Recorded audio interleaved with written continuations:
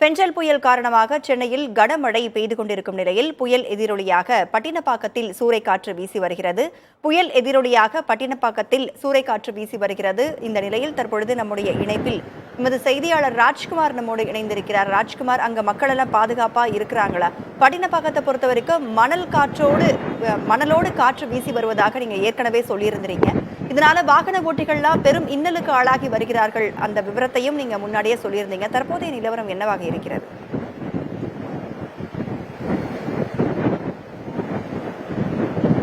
இன்னும் சில மணி நேரத்தில் பெஞ்ச் புயல் கரையை கடக்க இருக்கக்கூடிய நிலையில் தொடர்ச்சியாக பட்டினப்பாக்கம் பகுதியில் காற்றினுடைய வேகம் அதிகமாகவே இருக்கிறது. அதே போன்று கடல் சீற்றமும் தொடர்ந்து அதிகரித்துக் கொண்டே இருக்கிறது.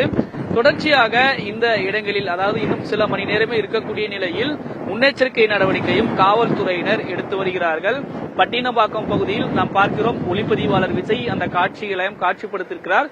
பட்டினப்பாக்கம் சர்வீஸ் சாலையிலிருந்து ஒரு 100 மீட்டருக்குள்ளேயே கடல் இருக்கும். எவ்வளவு ஒரு ஆக்ரோஷத்துடன் கடல் சீற்றம் தொடர்ந்து இருந்து கொண்டே இருக்கிறது அப்படின்றத நம்ம காட்சிகள் மூலமாவே பார்க்கலாம். இந்த பகுதி பெரும்பாலும் எப்போதுமே ஒரு 100க்கும் மேற்பட்ட மீனவர்கள் எப்பவுமே மீன் வியாபாரம் செய்யக்கூடிய இடம்.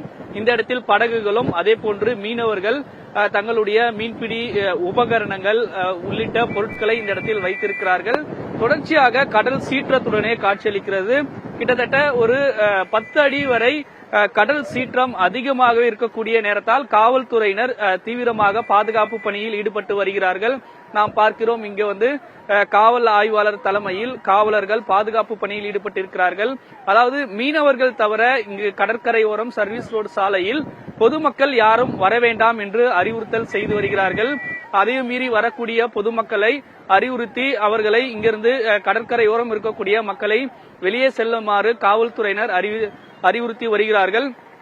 தொடர்ச்சியாக இன்னும் நேரம் ஆக ஆக கடல் சீற்றம் இன்னும் அதிகமாகவும் அதே போன்று காற்றினுடைய வேகமும் அதிகமாக இருக்கிறது. இந்த சர்வீஸ் சாலையிலிருந்து ஒரு 100 மீட்டருக்குள்ளேயே கடல் இருக்கக்கூடிய காரணமாக காற்றினுடைய வேகம் இருக்கும்போது மணலோடு காற்று வீசக்கூடிய ஒரு சூழல் இருக்கிறது. அதனால் பொதுமக்களுக்கும் சிரமம்.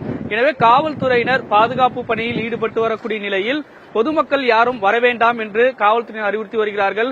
அதே போல நாம பார்க்கிறோம், பெட்ரோல் வெஹிக்கிள் போயிட்டு இருக்கு. இந்த மெரினா கடற்கரையிலிருந்து பட்டினப்பாக்கம் சர்வீஸ் சாலை வரை பொதுமக்கள் வரக்கூடிய எண்ணிக்கையும் அதிகமாக இருக்கிறது. அவர்களை கட்டுப்படுத்தக்கூடிய நடவடிக்கையில் காவல்துறையினர் தொடர்ச்சியாக ஈடுபட்டு வருகிறார்கள். மாலை நேரத்தில் இருந்த வாகன எண்ணிக்கை சற்று குறைந்திருக்கிறது. எனினும் பொதுமக்களை இந்த பகுதிக்கு வர வேண்டாம் என்றும் தொடர்ச்சியாக காற்றினுடைய வேகம் அதிக அளவுக்கு இருக்கக்கூடிய காரணத்தால் பாதுகாப்பு நடவடிக்கைகளை மேற்கொள்வதற்காக காவல்துறையினர் தீவிரமாக பாதுகாப்பு பணியில் ஈடுபட்டு வருகிறார்கள்.